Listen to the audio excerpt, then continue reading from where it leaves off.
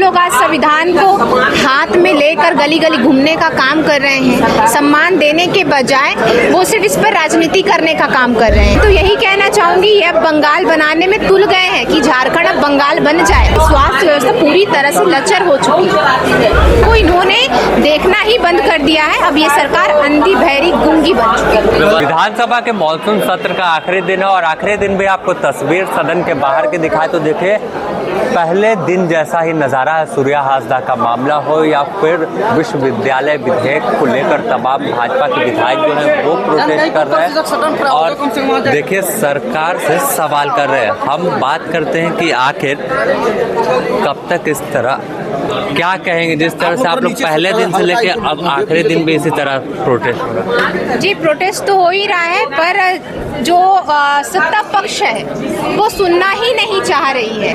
विपक्षियों की आवाज को, जनमानस की आवाज को सुनना नहीं चाह रही है। जो लोग आज संविधान को हाथ में लेकर गली गली घूमने का काम कर रहे हैं, सम्मान देने के बजाय वो सिर्फ इस पर राजनीति करने का काम कर रहे हैं। आज देखा जा रहा है विश्वविद्यालय में जो है जो छात्र संघ चुनाव जो होते हैं उसको लेकर अब सिलेक्शन सिस्टम लागू होने वाला है। ये कहाँ का संवैधानिक नियम है भाई? आप जो है राज्यपाल के सभी अधिकारों का हनन कर रहे हैं, सभी अधिकारों को खत्म करने की बात करते हैं। मैं तो यही कहना चाहूंगी, ये अब बंगाल बनाने में तुल गए हैं कि झारखंड अब बंगाल बन जाए।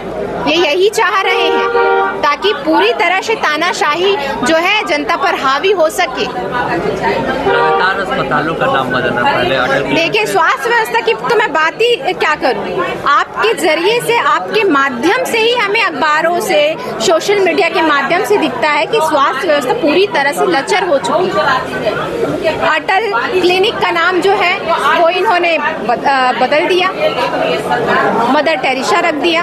हम सम्मान करते हैं मदर टेरेसा जी का, पर क्या जो उनके नाम पे जो संस्थाएं चलती थी यहाँ झारखंड में, उनका क्या कृत्य रहा है ये भी देखना चाहिए। क्या वो संस्थाएं जो है बच्चा चोरी के लिए नहीं थी? तो यही सब चीजें हैं कि जनमानस को इन्होंने देखना ही बंद कर दिया है। अब ये सरकार अंधी बहरी गूंगी बन चुकी है। व्यवस्था सुधारने की जगह नाम बदलने पर फोकस हो रहा है। जी, व्यवस्था नहीं सुधारा जा रहा है। देखिए अटल क्लिनिक का इन्होंने 6 साल में कोई शुद्ध नहीं लिया, ना ही इसे अपग्रेड करने का काम किया। अब आ जाते हैं 6 साल के बाद कि अब हम इसका नाम चेंज करेंगे। तो ये बस ख्याति पाना चाह रहे हैं, बनाना नहीं चाह रहे। और मैम मैया योजना को लेकर क्या कहेंगे? सरकार पेट थपथपाती है। देखिए मैया योजना की तो बात मैं क्या कहूँ, क्योंकि मेरे क्षेत्र में ही मैयाएं मेरे समक्ष आती है और जितने भी विधायकगण या माननीय विधायकगण चुनकर आए हैं, मुझे नहीं लगता कि ये लोग मैया योजना को देने का भी काम कर रहे हैं। जो सत्ता पक्ष के विधायकगण हैं उनके पास भी मैया योजना की जो लाभुक है, जो जिन्हें नहीं मिल पा रहा है, वो आ रहे होंगे, पर ये चुप बैठे हुए हैं। किसी को मिल रहा है और किसी को नहीं। आपके यहाँ भी प्रोटेस्ट हुआ था। किसी को मिल रहा है, किसी को नहीं मिल रहा है। यही तो इनका दोहरा चरित्र है कि किसी को देंगे, किसी को नहीं देंगे। ठीक है, और जिसको देंगे वो आप समझ रहे हैं कि किसको देंगे और किसको नहीं देंगे।